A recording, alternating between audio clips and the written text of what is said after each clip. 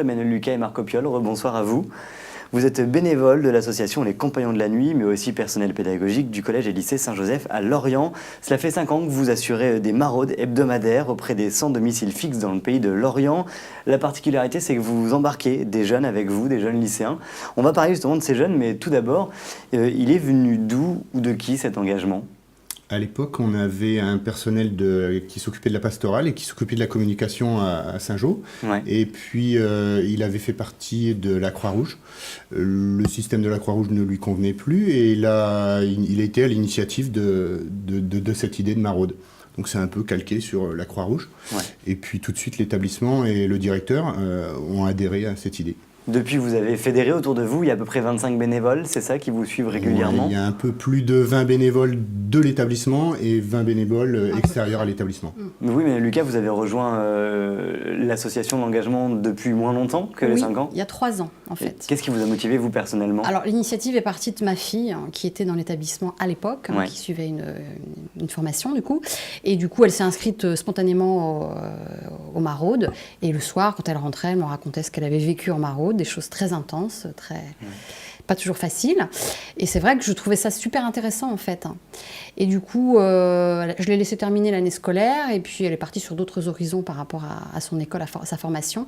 Et j'ai pris le relais, moi. Je me suis engagée dans l'association, et c'est quelque chose qui me tient beaucoup à cœur, d'aller aider les personnes qui sont dehors. Alors depuis, tous les mardis de septembre à juillet, le rendez-vous est donc donné au lycée Saint-Jean. Du coup, pour partir, c'est là que tout se passe, c'est là le point de départ ? Tout à fait, oui. Disons que Saint-Jean, c'est aussi le point de départ, mais aussi où on stocke tout notre matériel. Et puis Saint-Jean prête le véhicule, prête les locaux, donc c'est vraiment une partie intégrante de la maraude, quoi. Rémi Guilvic, justement, et Clara Gestin vous ont suivi ce mardi soir. Ils étaient notamment dans ce local pour les préparatifs. On regarde.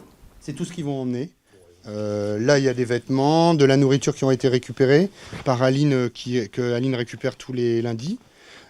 Tous les mardis, matin, des vêtements, du café, du chocolat, des soupes. Là, on va récupérer, après, les élèves vont aller récupérer la soupe fraîche qui est faite par la cuisine. Et puis, tout ça, c'est monté dans le camion.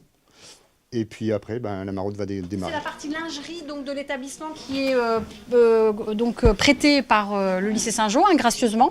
Donc, on a tout notre stock de vêtements, de couvertures, comme vous voyez, c'est un peu impressionnant. Donc ici, on a toute la nourriture, les bouteilles d'eau, etc. On essaye de stocker des valises, du sopalin, des produits d'hygiène ici, des shampoings, des dentifrices, voilà. Oui, allô ? Oui, bonsoir, le 115. Et les compagnons de la nuit en maraude. Bonsoir. Bonsoir. Je voulais savoir si éventuellement vous aviez une place, ou deux peut-être, parce qu'il fait très froid ce soir. Et non, malheureusement, c'est complet. J'ai pas de place, non. Pas de place ce soir, d'accord. Bon, écoutez... Aucune place ce soir, ni sur Vannes, ni sur Lorient. C'est prévu complet, c'est complet déjà. Oui, je vois que vous étiez saturé au niveau du téléphone, donc je pense que... Voilà, pas de place. Pas de place ? Non. Comme d'habitude. Eh oui. La question qui tue. On voit justement, voilà, vous le dites, vous faites le point avec le SAMU social régulièrement. Pas souvent de place, vous venez encore de le dire. Non, on manque de place, cruellement. Vous pensez à quoi et c'est quoi votre sentiment quand vous avez cette réponse ? C'est vrai que si le gouvernement pouvait écouter un peu plus les gens qui sont dehors, ça serait bien. Parce que c'est vrai alors il y a des places, mais c'est vrai que par rapport aux gens qui sont dehors, il n'y en a pas assez, pas suffisamment. Ouais. Donc, Du coup, vous partez en tournée, en maraude, avec quel sentiment ? Un sentiment quand même. Parce que vous savez que les gens vont rester dans la rue. Ouais, mais ils ont besoin de nous, ils nous attendent. Ils attendent surtout, ils attendent surtout de leur montrer qu'ils existent, quoi. De l'écoute. Et le fait d'être accompagné de jeunes, c'est quelque chose qui est super. Pour eux, c'est super, quoi. Ouais. Ils attendent ça parce qu'ils se disent. Il y a une relève derrière, c'est pas que des gens, des retraités, des gens âgés qui s'occupent d'eux, il y a des jeunes. C'est vraiment des jeunes. Et là, pour eux, c'est super, quoi. On va les retrouver justement, ces jeunes, on leur a posé la question tout à l'heure. Ensuite, c'est sur la route que ça se passe. Le départ, c'est vous partez du coup du lycée, du collège, et vous faites le tour des commerçants, notamment à la boulangerie Tibaramad à Lorient. Ils vous fournissent en fait Ils nous donnent du pain. tout leur pain et toutes leurs denrées qu'ils n'ont pas vendues de la journée. Donc c'est vrai qu'on les remercie vraiment du fond du cœur, parce qu'ils sont toujours présents avec nous depuis 5 ans. Ils nous ont jamais lâchés. Ils sont d'une gentillesse extrême, donc c'est vrai que c'est important de leur faire un clin d'œil. Puis on le voit, c'est le véhicule, le camion aussi du lycée. Finalement, le lycée investit également des moyens dans cette Tout à aventure, fait. dans cet engagement. Combien de SDF vous rencontrez chaque semaine, mardi, chaque mardi de chaque semaine? Bon, c'est assez variable. Hein. Alors, on en a quand même au moins une vingtaine d'identifiés qu'on voit très très Oui, régulièrement, il y a les réguliers, où on connaît vraiment leur parcours et puis leur situation. Après, il y a souvent des nouveaux qui arrivent par le biais de la gare ou autres, qui se posent à Lorient. Pourquoi Lorient, on ne sait pas. Ouais. Souvent, ils n'ont pas envie de raconter leur histoire. C'est Puis après, il y a compliqué. le critère météo qui joue aussi. Quoi. Voilà. Ouais, s'il fait vraiment il fait mauvais, il y en a très peu qui sont dehors, ils se mettent à l'abri comme tout le monde. Voilà. Donc on en voit moins. Ça joue aussi énormément. Ouais. C'est jusqu'à 22h30 à peu près la Ouais, maraude, nous, 19h, c'est- 22h30. on trimballe on est avec des internes et le lendemain ils ont cours. Et puis souvent ils sont mineurs. Donc, Et ils sont mineurs et on fait puis pas ils ont n'importe cours quoi. le lendemain, donc c'est important aussi. Clara et Rémi justement ont assisté à cette maraude. On regarde un extrait. Un café? Ça marche. Café ou cappuccino? Il faut apprendre, les gars. Ça fait 10 ans que je fais des maraudes, donc c'est vrai qu'on en a suivi pas mal. Hein. On a vu certains qui s'en sont très très bien sortis, qui ont maintenant un appartement, mais qui viennent quand même nous voir pour nous redonner des nouvelles. Ça peut être aussi bien une partie de rigolade avec eux, parce qu'on s'adapte aussi. Quand on arrive, voilà, s'ils ont envie d'être sérieux et raconter un petit peu leur vécu, donc on va être sérieux avec eux. Par contre, s'ils ont décidé de rigoler, on rigole avec eux et on leur apporte de la chaleur, c'est ce qu'ils nous disent tout le temps, mais ils nous en donnent beaucoup aussi. C'est un petit moment de calme, c'est bien ça. Et on a le sac qui est rempli, donc on va pouvoir survivre jusqu'à demain, et demain on verra bien. Donc on prend note à ce moment-là, et puis on va pas tarder là, on quitte la gare, donc on va aller sur le McDo là maintenant. D'accord, merci, à plus tard, au revoir. Donc un appel du 115 pour Patricia et Gilles qui souhaitent qu'on passe les voir près du McDonald's au centre de Lorient. Donc oui, c'est un couple qu'on voit très très régulièrement. Donc là, on va remonter dans le camion et puis on va aller les voir. Et c'est comme ça du coup toute la soirée. Là on voit il y avait des sourires. J'imagine que c'est pas forcément le cas dans la rue. Globalement, ils se plaignent pas, quoi. Ouais. C'est ce qui est même assez surprenant, ils se plaignent pas, quoi. Ah, donc c'est une belle leçon de vie finalement Ouais, pour tous ouais, ceux que vous embarquez. Justement, les jeunes ils en ressortent quoi de cette aventure? Souvent, ils sont touchés justement par le fait que ces gens-là ne se plaignent jamais, quoi. Et puis ça leur permet de se rendre compte de la chance qu'eux, ils ont. Ça change le regard aussi. Ouais. Parce que très souvent, je sais que les jeunes, hier soir, je leur disais ça, je dis quand vous voyez un SDF, que là, vous n'avez pas fait de maraude, je dis, voilà, c'est quelqu'un qui boit, qui ne va pas travailler, etc. Je dis, mais vous ne penchez pas, vous essayez pas de comprendre un petit peu.